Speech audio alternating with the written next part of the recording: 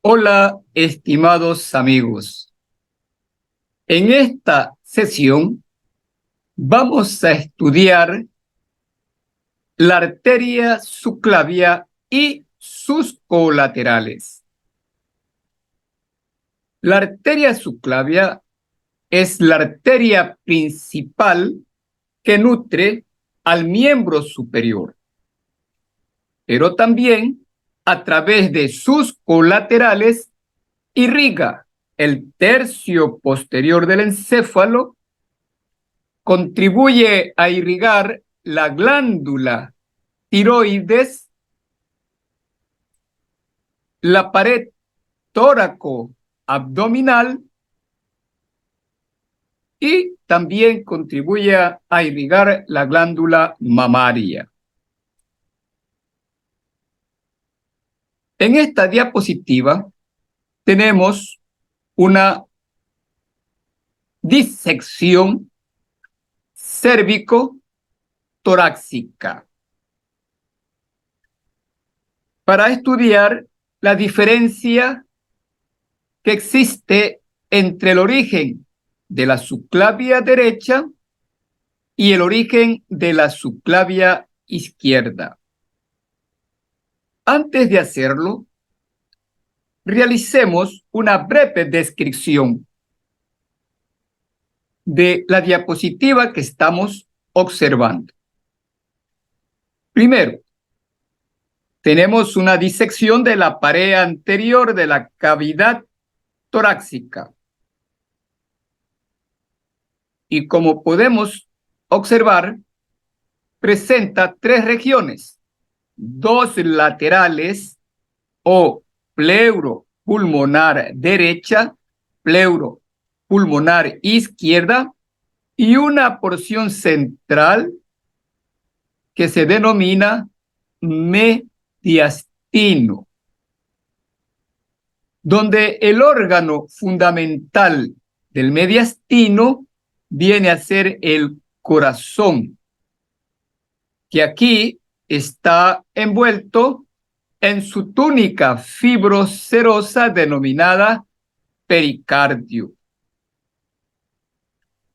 El mediastino lo dividimos en dos espacios, tomando como punto de reparo el vértice del pericardio. Ese vértice me permite señalar hacia el orificio superior del tórax todo lo que corresponde al mediastino superior.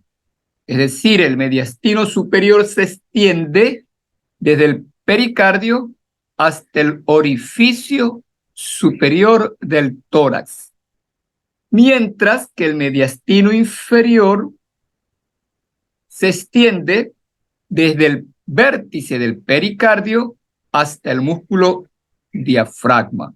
Y lateralmente, el mediastino tiene como límites las caras mediastínicas de las pleuras pulmonares. Vámonos al mediastino superior, que es el que está en íntima relación con nuestro tema a estudiar, las arterias subclavias. Digo las porque son dos, subclavia derecha y subclavia izquierda. Dentro del mediastino superior existen un grupo de estructuras viscerales de las cuales el plano superficial lo constituye de derecha a izquierda los troncos venosos brachiocefálicos que se unen para formar la vena cava superior, la cual va a terminar en la aurícula derecha.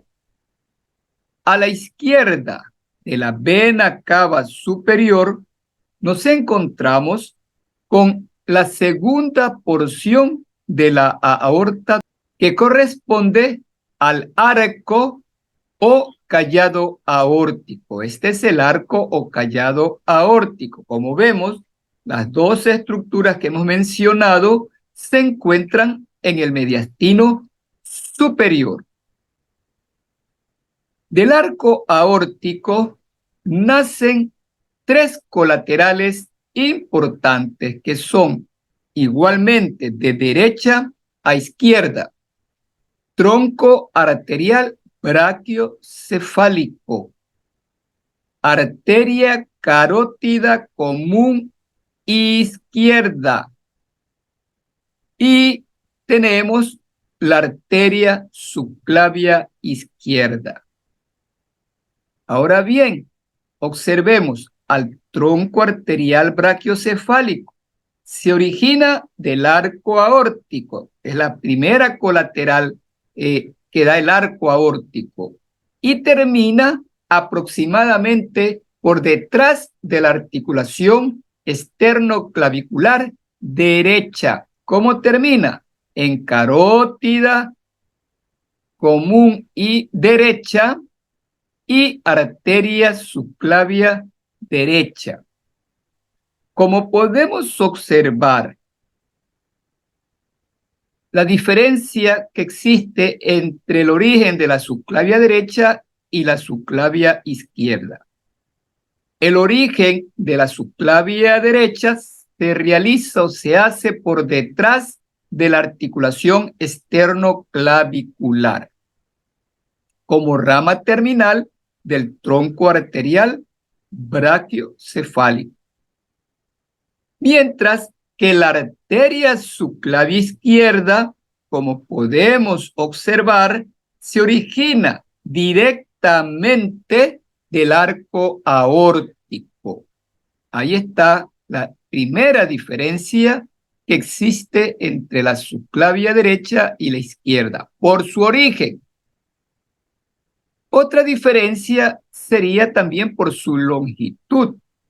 La subclavia derecha es más corta que la subclavia izquierda, la cual tiene un segmento, un trayecto intratorácico.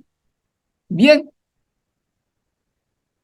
hecha esta diferenciación del origen, indicamos ahora que la arteria subclavia, tanto derecha como izquierda, sí tienen una terminación común, podríamos decir, que corresponde al borde externo de la primera costilla.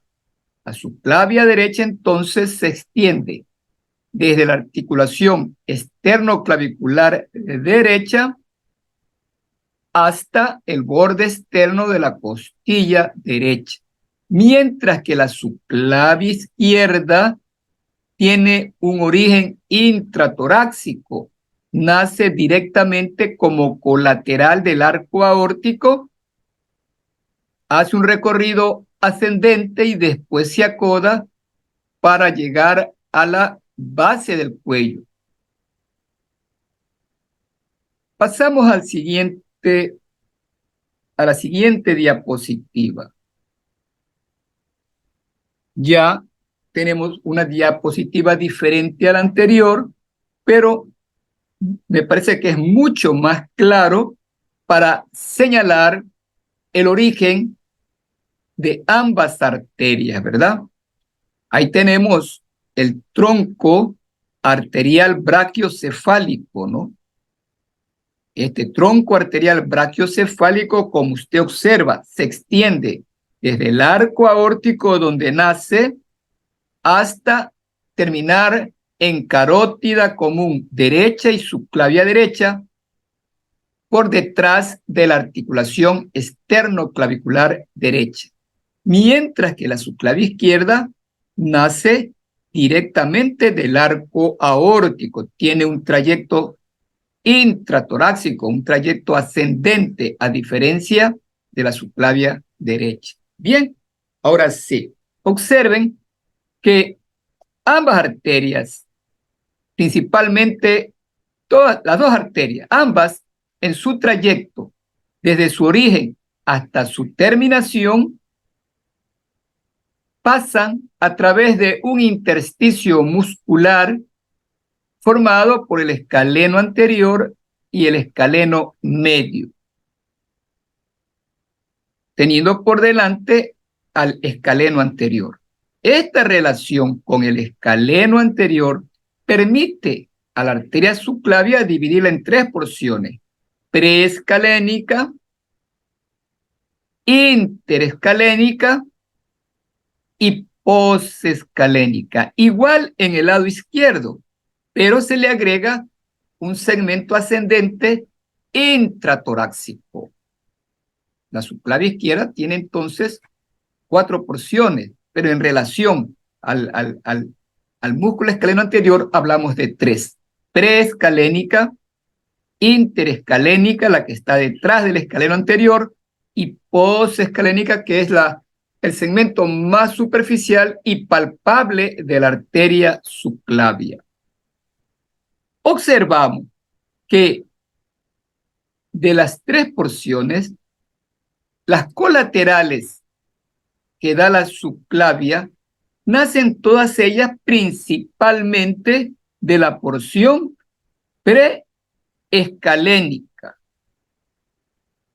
Y hay una rama que nace detrás del escaleno, cuyo origen es retroescalénica, que es la arteria escapular posterior, que aquí no la han esquematizado, pero una vez que nace retroescalénica, la escapular posterior, ella avanza hacia la región escapular, pasando entre los fascículos o cordones primarios del plexo braquial. Repito, aquí está omitida la arteria escapular posterior.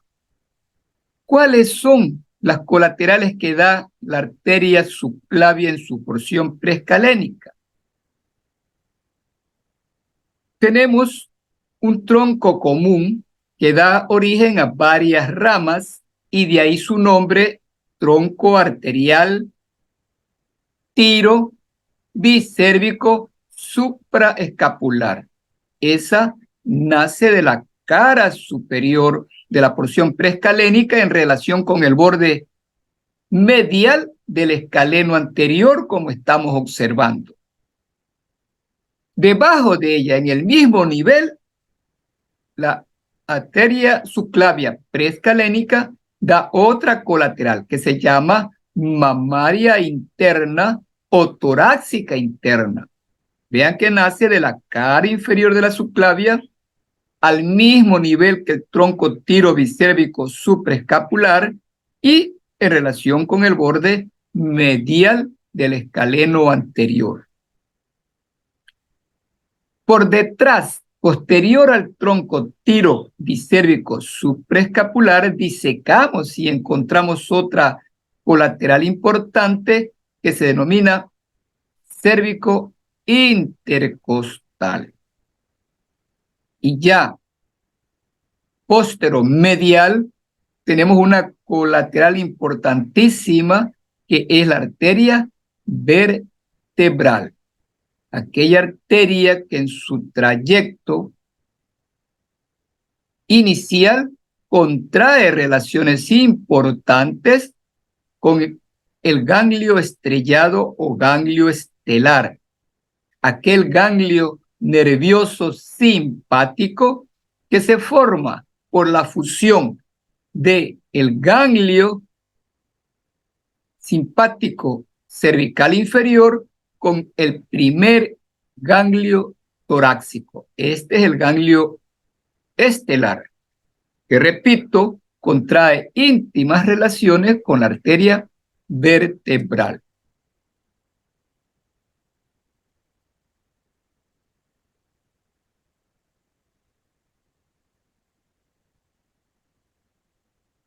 Una diapositiva similar a la que vimos anterior, esta es de Stitt, ¿no?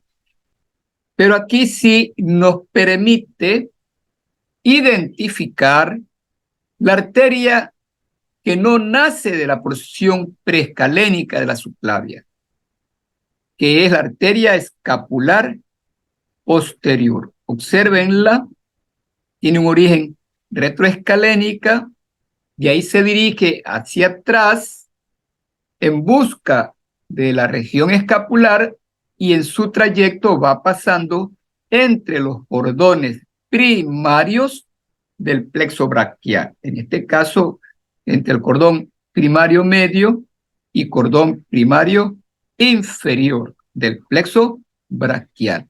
Es una manera de identificar al escapular posterior.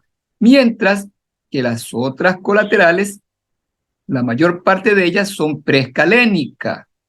Y como decíamos antes, hay dos arterias que están en relación con el borde medial del escaleno anterior. Una de ellas, naciendo de la cara superior, recibe el nombre de tronco tiro bisérvico supraescapular, la cual después de un corto trayecto va a dar una colateral importantísima para la glándula tiroides que se llama arteria tiroidea inferior. Y en el momento en que se acoda la arteria tiroidea inferior, da una colateral que se llama cervical ascendente. Del tronco tirobisérvico supraescapular también se originan dos colaterales más que se dirige hacia la parte lateral y después posterior. ¿Cuáles son? La arteria supraescapular o escapular superior, que va a tener en su trayecto una relación con la clavícula. Y la segunda colateral que da el tronco tirobisérvico supraescapular sería la cervical transversa. La identificamos de la supraescapular porque ella recorre, cruza la cara anterior del escaleno anterior y también cruza al nervio frénico.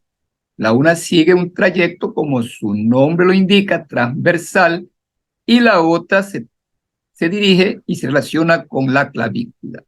Ahí tenemos el tronco tiro bisérvico supraescapular. Por dentro y hacia atrás está el tronco cérvico intercostal, de donde van a nacer las arterias intercostales posteriores para los 2 a 3 primeros espacios intercostales. Esta es la cérvico intercostal. Y ya medialmente tenemos a nuestra arteria vertebral. Y al mismo nivel que nace el tronco tiro bisérvico supraescapular, tenemos una colateral descendente que se llama mamaria interna o torácica interna, que como podemos observar en su segmento inicial es cruzada por el nervio frénico. Este es el nervio frénico. ¿Cómo sabemos que es el frénico? Porque es el único nervio que recorre la cara anterior del escaleno anterior desde lateral a medial.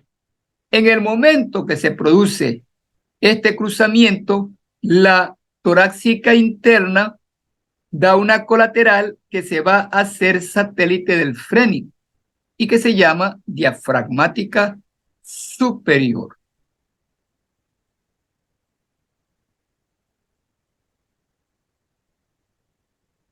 La misma visión de la subclavia en la parte inferior del cuello que las que hemos visto anteriores, pero mucho más explicativa, podríamos decir, ¿no?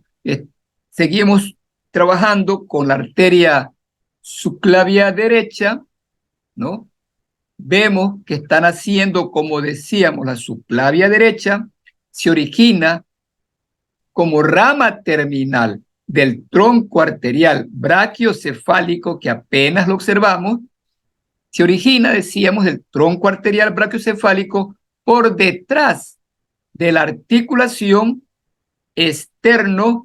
clavicular. Ahí tenemos la articulación esternoclavicular derecha y por detrás de ella se origina la subclavia derecha. Como rama terminal, repito, del tronco arterial brachiocefálico. Y continuemos con la subclavia. Vemos que va a terminar a nivel del borde externo de la primera costilla, pasando por un hiato óseo. Este hiato óseo, esta hendidura ósea, recibe el nombre de conducto cérvico-axilar. Este es el conducto cérvico-axilar que pone en comunicación la región supraclavicular, pone en comunicación el cuello con la región axilar. Y observen que cuando la subclavia termina a nivel del borde externo de la primera costilla, se va a continuar con el nombre de arteria axilar. Axilar hasta el borde inferior del músculo redondo mayor. Identifiquemos las colaterales que da la subclavia. Ahí tenemos primero el tronco arterial con sus colaterales, escapular superior, cervical transversa. Miren que ambas arterias buscan la región posterior del hombro, la región escapular, la región posterior escapular. Y una rama más o menos gruesa que corresponde a la arteria tiroidea inferior. Observe que la tiroide inferior tiene un trayecto ascendente, luego se acoda y se hace horizontal para ir en busca del polo inferior de la glándula tiroides. En el momento en que se acoda, nace la arteria cervical ascendente. Y ahí el nombre del tronco. Tronco tiro bicérvico supraescapular. Una relación importante que tiene la arteria tiroidea inferior en su terminación y que hay que tenerla presente, no la vemos aquí, es con el nervio laringio recurrente o nervio laringio inferior. Y podemos también observar claramente aquí el trayecto que hace la arteria vertebral. Ahí tenemos la arteria vertebral. Observe que tiene un trayecto ascendente hacia el agujero occipital y para llegar hacia el agujero occipital o agujero magno, recorre, atraviesa los agujeros de las apófisis transversa de las vértebras cervicales, excepto la apófisis transversa de la séptima cervical. La arteria vertebral en su trayecto ascendente hacia la cavidad intracraneal, hacia el agujero magno u occipital, asciende atravesando los agujeros de las apófisis transversas de las vértebras cervicales 6, quinta, cuarta, tercera, segunda, primera, llega al agujero occipital y se introduce en la cavidad intracraneal, como ya la vamos a ver. Pero no atraviesa, no pasa a través del agujero transverso de la séptima cervical, llamada también vértebra prominente por su apófisis espinosa sumamente voluminosa.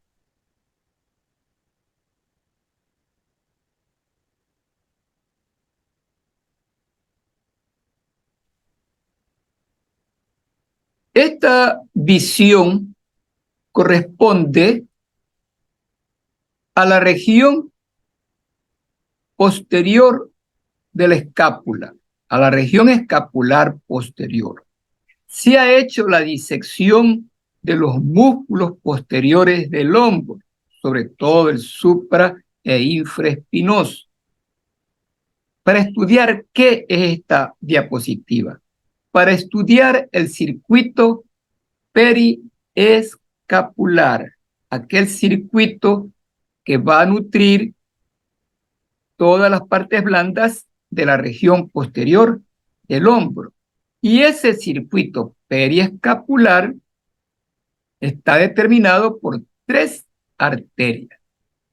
Una de ellas corresponde, o 2 de ellas corresponde al estudio de las colaterales de la subclavia, como son la arteria escapular superior o supraescapular y la escapular posterior o cervical transversa profunda. ¿Cómo sé que es la escapular posterior esta arteria? ¿Cómo sé? Porque ella, cuando llega a la región escapular, se coloca, se sitúa por encima del ligamento coracoideo. Aquí hay un cordón fibroso que se llama ligamento coracoideo, que transforma al agujero, a la escotadura coracoidea en un agujero por donde va a pasar el nervio supraescapular. Entonces, este ligamento coracoideo también se lo conoce con el nombre de ligamento transverso de la escápula. Entonces, la arteria escapular llega a ese punto anatómico, detalle para señalarla como la arteria escapular superior. Y si la seguimos, vamos a ver que ella llega a la región supraescapular, da ramas ahí, luego desciende a la región infraespinosa. De la supraespinosa desciende a la región infraespinosa, pasando por esta escotadura ósea que se llama escotadura espinoglenoidea. Entonces, la escapular superior de su origen, que es el tronco tiro bicérvico supraescapular, se dirige primero hacia afuera, luego hacia atrás, se relaciona con la clavícula, recorre el triángulo posterior del cuello, alcanza el borde superior de la escápula a nivel del ligamento transverso, llega a la fosa supraespinosa, da ramas, nutre al músculo de esta región y desciende la supraespinosa, la arteria supraescapular, a través de la escotadura espinoglenoidea. Desciende por ahí, llega a la a la fosa infraespinosa para nutrir al músculo del mismo nombre. Y en su descenso se encuentra con otra rama que no nos corresponde a nuestro estudio, que es la que estoy señalando. Esta es la arteria escapular inferior, una rama del escapular inferior que se llama circunfleja escapular. Esta es la arteria circunfleja escapular, rama del escapular inferior y a su vez rama de la arteria axilar. ¿Cómo sabemos que es la circunfleja escapular? Porque ella atraviesa este triángulo, que ya lo estudiamos, el triángulo homotricipital.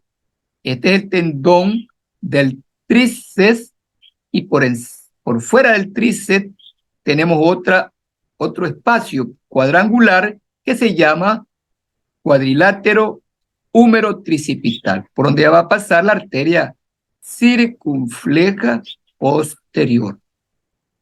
Simplemente lo anotamos porque la visión no los permite, pero la arteria que nos interesa identificar aquí, repito, es la supraescapular, su trayecto, ver cómo se anastomosa con la circunfleja escapular, ¿no?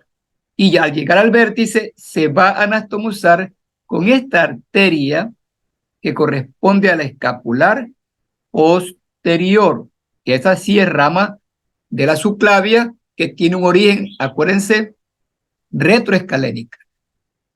¿Qué nos permite decir con propiedad que es la escapular posterior? Que ella llega pues al ángulo superior de la escápula. Una vez que llega al ángulo superior de la escápula, desciende, como vemos, por el borde espinal de la escápula hasta el vértice, donde se anastomosa con las otras arterias escapulares, formando un circuito vascular importante denominado círculo arterial periescapular.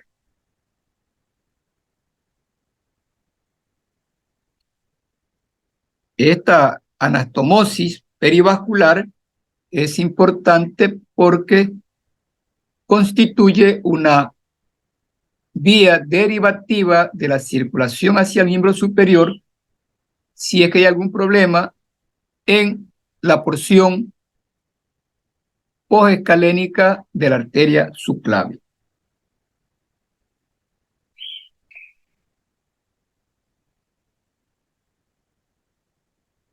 Esta diapositiva es para recordar otra vez a la arteria tiroidea inferior. Vean que nace de la porción preescalénica, tiene un trayecto ascendente, se acoda, se hace transverso, y la arteria tiroidea inferior está cubierta, oculta o está por detrás del paquete neurovascular del cuello. Aquí solamente vemos la arteria carótida común. Lateral a ella debería estar aquí la vena yugular interna, acompañada por el nervio vago. Esos tres elementos, recuerden, ya se estudió en cuello, esos tres elementos forman lo que se llama el paquete neurovascular del cuello, donde la arteria es medial y la vena que no está aquí es lateral, y posterior a los dos vasos, el nervio vago. Ese conjunto de elementos neurovascular que sí lo vemos en la figura izquierda, de acuerdo a la posición anatómica, ¿no? Aquí tenemos una visión posterior de las vísceras del cuello y una parte de lo que sería el mediastino superior. ¿Por qué me atrevo a decir que esto correspondería al mediastino superior? Porque ahí está el arco aórtico y está el origen de sus tres grandes colaterales. Eso me permite decir, esto que estoy señalando corresponde al mediastino superior y de aquí hacia arriba corresponde a la porción cervical. Entonces, aquí tenemos una visión posterior de la porción inferior del cuello y del mediastino superior para estudiar qué. Primero, identifiquemos el paquete neurovascular que estábamos diciendo, constituido por la arteria carótida común, que es medial, y la vena yugular interna, que es lateral. Entre los dos y posterior estaría el nervio vago, ¿no? El nervio vago que no está muy dibujado. Sí, sí se lo nota, que es este cordón amarillento que está en el ángulo diedro posterior que forma la arteria carótida común hacia adentro y la vena yugular hacia afuera. En ese ángulo posterior desciende el vago. ¿Ya? Lo mismo está en el lado derecho, ¿no? En la visión posterior. Ahí está el vago derecho, acá está el vago izquierdo, de acuerdo a la posición anatómica, ojo. Entonces, aquí vemos por la arteria los vagos y observamos que el vago izquierdo, este es el vago izquierdo, posición anatómica, cuando cruza el arco aórtico, el vago izquierdo, cuando cruza la cara anterior del arco aórtico, esta es la cara posterior, recuerden. Cuando cruza la cara anterior del arco aórtico, da una colateral importante, que aquí la vemos, ¿ven? Que va a rodear al arco aórtico y luego ascender por el canal tráqueo-esofágico hacia la laringe. Ese es el laringio recurrente izquierdo, que nace del vago izquierdo en el momento en que éste cruza la cara anterior del arco aórtico. Observe el vago derecho. Cruza la cara anterior de la subclavia derecha. Ahí está el vago derecho en todo su trayecto. En el momento en que el vago derecho cruza la subclavia derecha, nace una colateral importante del vago que en cambio rodea la subclavia, ¿ves? La rodea, forma un asa nerviosa, se hace ascendente en busca del polo inferior de la glándula tiroides, donde sigue ascendiendo hasta encontrarse con la musculatura de la laringe. Esto es faringe, por si acaso, cuidado. Este es músculo de la faringe. Delante de la faringe estaría la laringe, ¿no? Entonces, los recurrentes ascienden por el canal, el izquierdo, canal tráqueo-esofágico, e igualmente el derecho, en busca de la laringe, que no la vemos, eso está delante de lo que es esto es faringe, delante de ello está la laringe. Entonces aquí podemos observar que los vagos dan dos laringios recurrentes o laringios inferiores, uno izquierdo y otro derecho, pero que el origen de estos nervios laringios difieren cuando es izquierdo. Cuando es izquierdo, se origina en el momento en que el vago cruza la cara anterior del callado aórtico, es decir, que tiene un origen intratorácico, tiene un trayecto intratorácico el laringio recurrente izquierdo. En cambio, el laringio derecho se origina en el momento en que el vago cruza la subclavia, nace a nivel de la raíz del cuello y de ahí busca la laringe a ambos nervios. En ese trayecto ascendente hacia la laringe, como podemos ver en el lado, claramente en el lado derecho, los laringios, ¿verdad?, se van a relacionar con la porción terminal de la arteria tiroidea inferior, relación que hay que tener presente. La terminación de las tiroides inferiores, arterias, entran en relación con los nervios recurrentes. Estos nervios recurrentes son los que van a dar la inervación a la mayor parte de la musculatura de la laringe, excepto el cricotiroideo. El cricotiroideo no es inervado por los nervios laringios recurrentes. El cricotiroideo es inervado por este nervio que está acá, que se denomina laringio externo. Laringio externo que también nace del laringio superior y este del vago. Nervios que hay que tener presente cuando se va a hacer una tiroidectomía y hay que ligar las arterias tiroideas superiores e inferiores, hay que tenerlas presentes para cuando se ligan estas arterias no incluir los nervios y producir alteraciones en la voz y hasta la muerte, porque la glotis se cierra si es que ambos laringios se lesionan.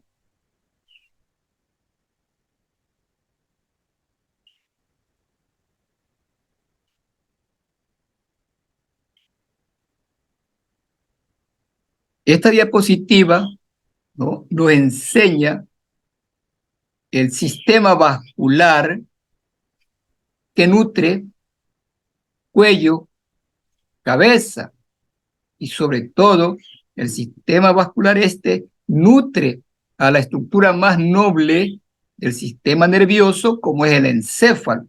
El encéfalo está nutrido por 4 arterias, 2 anteriores que corresponden a las arterias carótidas, internas. Estas son las arterias carótidas internas que nacen de la carótida común. Hagamos una visión de los vasos. Tenemos aquí desde su origen hasta la cabeza y hasta el miembro superior. Aquí tenemos el tronco arterial brachiocefálico. no decimos derecho ni izquierdo porque solamente existe en el lado derecho.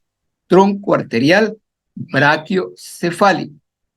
Termina, ya sabe a qué nivel, detrás de la articulación externo-clavicular derecha en dos ramas. Una ascendente, que es la carótida común, y otra horizontal ligeramente curva, que es la arteria subclavia derecha. Véanla terminar en el borde externo de la primera costilla como arteria axilar. Carótida común. Se llama así hasta el nivel que se relaciona, o el plano que se relaciona con el borde superior del cartílago tiroide. Hasta ese nivel es carótida común. Cuando llega a un plano que se relaciona con el borde superior del cartílago tiroides, la carótida común termina en dos ramas. Una anteromedial, carótida externa, y otra posterolateral, es la carótida interna. ¿Cómo sé que esta es la carótida externa? Además de su posición, porque es la única que da colaterales a nivel del cuello. En cambio, la carótida interna en su trayecto cervical no da colaterales en su trayecto cervical. Asciende en busca del agujero carotidio del hueso temporal que está situado en la cara posterior inferior. Ya eso fue estudiado. Ingresa por el conducto carotidio, ingresa así, se hace intracraneal y luego ingresa, recorre el interior del seno cavernoso y alcanza la apófisis clinoides anterior.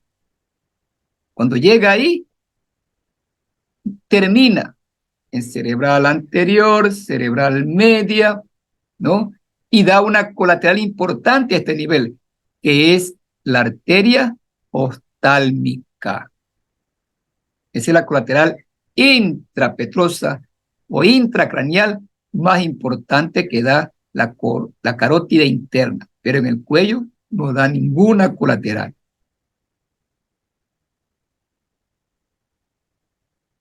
Entonces el encéfalo está irrigado por las arterias carótidas internas, los 2/3 anteriores del encéfalo por las carótidas internas, ramas de la carótida común y esta rama terminal del tronco arterial brachiocefálico. Las otras arterias que nutren el encéfalo, siendo específico el tercio posterior del encéfalo, corresponde a las arterias vertebrales. Estas son las arterias vertebrales, que son colaterales de la arteria subclavia y que ya hemos dicho asciende hacia el agujero magno a través de los agujeros transversos de las vértebras cervicales, excepto la sexta. Cuando llega al agujero transverso del atlas o primera vértebra cervical, se acoda, se va hacia adentro, rodea la masa lateral y entonces alcanza el agujero magno y se hace intracraneal. Ya dentro del cráneo, la vertebral derecha se anastomosa con la vertebral izquierda y forma un tronco arterial único que se llama tronco basilar. Es el tronco basilar que se forma intracranealmente por la anastomosis de las arterias vertebrales, las cuales dan dos ramas terminales, que son las cerebrales posteriores, que al anastomosarse con la comunicante posterior van a formar parte de un importante círculo arterial del encéfalo, como es el polígono arterial de Willis. Es importante señalar que las arterias vertebrales, cada una de ellas, cuando ascienden y llegan al atlas, aquí ya estamos a nivel del atlas, este es el arco posterior del atlas, aquí ya se ha ascendido por el agujero transverso del atlas, se acoda, se dirige hacia adentro, rodea la masa lateral buscando el agujero magno. En este momento, la arteria vertebral entra en relación con un triángulo importante de la nuca que ya fue estudiada también anteriormente, revisen los videos, que es el triángulo sudoccipital. Este es el triángulo sudoccipital o de la nuca que sirve para encontrar la porción de la vertebral que está rodeando la masa laterales, que está en relación con el arco posterior.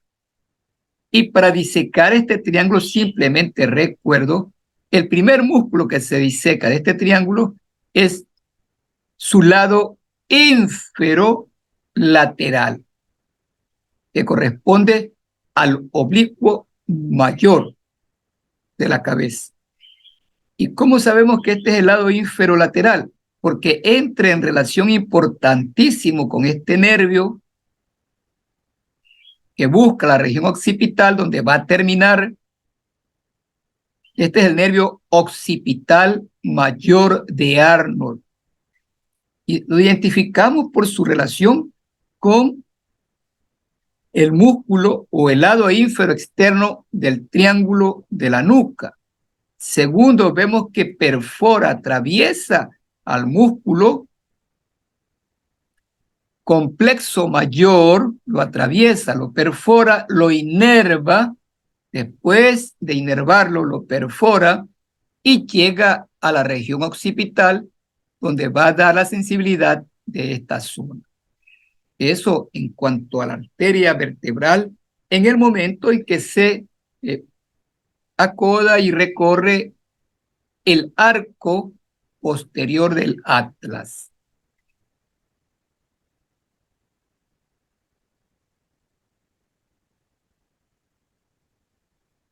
Esta diapositiva es para observar el círculo arterial o polígono arterial de Willis que forma la unión de las dos arterias vertebrales con las ramas terminales de la carótida interna. Observen cómo las vertebrales se hacen intracraneales a través del agujero magno-occipital, luego se unen, forman el tronco basilar, el cual va a dar las dos ramas terminales llamadas cerebrales posteriores. Las cerebrales posteriores forman los lados posteriores del polígono de Willis, que a su vez están anastomosadas con las comunicantes posteriores. Estas son las comunicantes posteriores que van a formar los límites laterales del polígono de Willis. Los límites anteriores está dado por las arterias cerebrales anteriores unidas por su comunicante anterior. Este círculo arterial se encuentra en relación con la base del encéfalo. En el lado izquierdo es lo mismo, simplemente para ver la relación de las vertebrales, su tronco basilar, en relación con el tallo encefálico. Esto es el tallo encefálico, ¿no? Que de abajo hacia arriba está formado por la médula oblongada o bulbo raquídeo. Delante de él tenemos la protuberancia anular o puente de Barolio y superior a él los pedúnculos cerebrales. Y ahí vemos pues que las arterias vertebrales ascienden en sentido anterolateral en relación con el bulbo, llegan al borde inferior de la protuberancia anular, se anastomosan, forman el tronco basilar para terminar a nivel del borde superior de la protuberancia anular en cerebrales.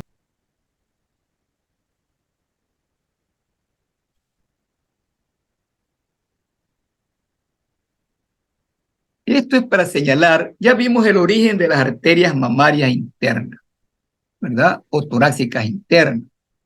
Ellas nacen de la porción preescalénica, cara inferior de la subclavia, expulsada por el nervio frénico. Después de ese recorrido, sigue descendiendo y pasa por un estuche osteofibroso, que está formado por las costillas y el músculo triangular del esternón. Descienden entonces por un estuche osteofibroso, las mamarias internas,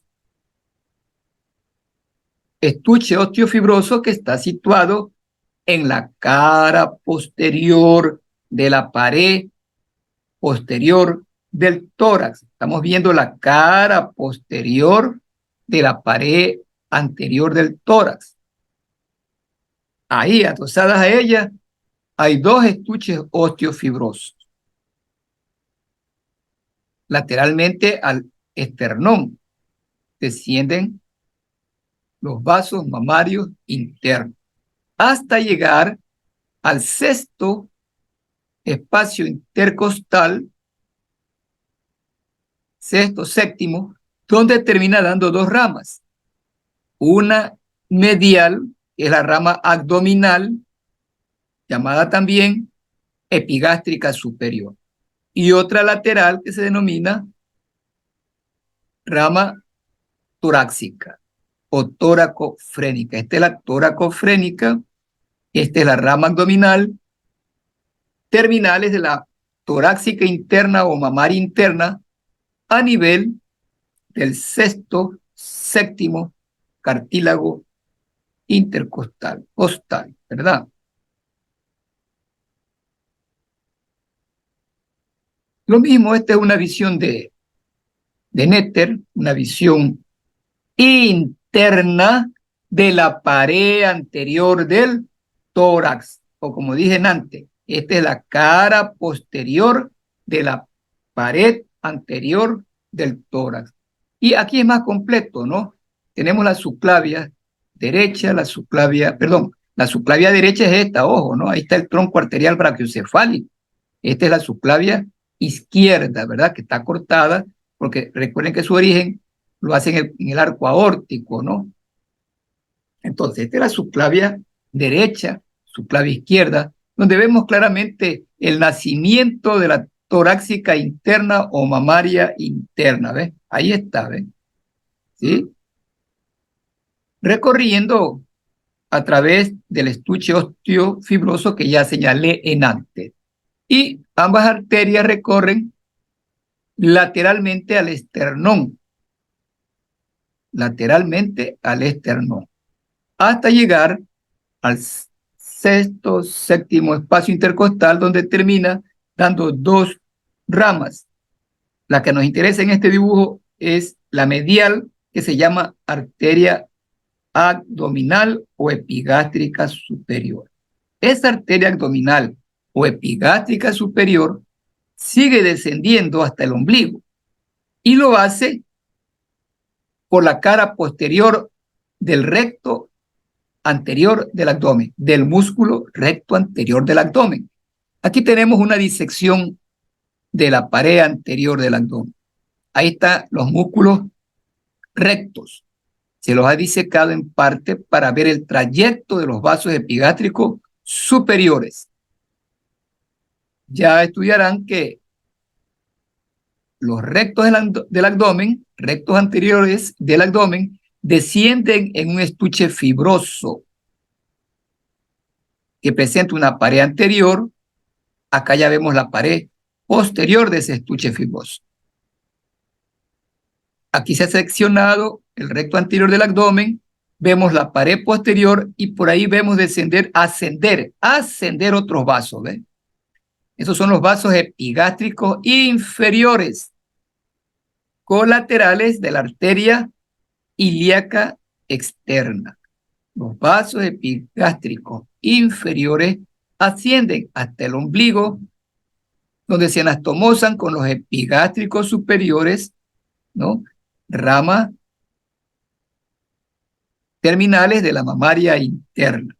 y forman un circuito arterial vascular importante que se llama anastomosis de Goynard y Curtillet. ¿Cómo se forma el arco vascular de Goynard y Curtillet?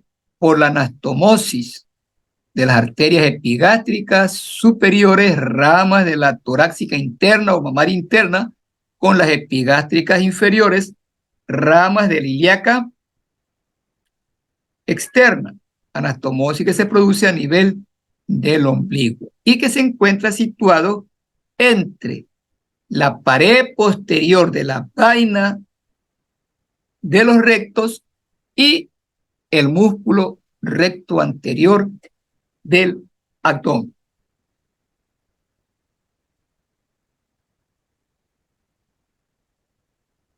Algo que también nos permite observar aquí en la figura del lado derecho, de acuerdo a la posición anatómica,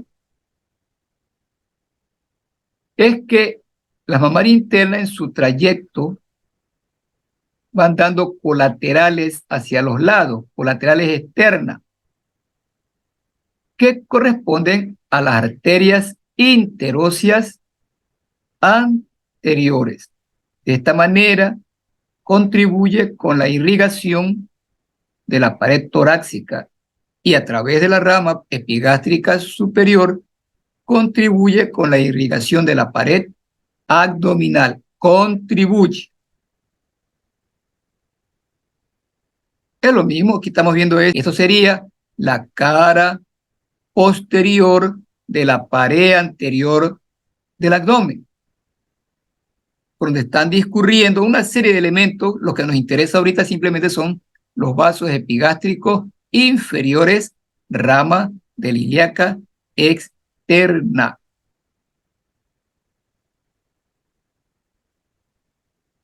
Esta diapositiva es para señalar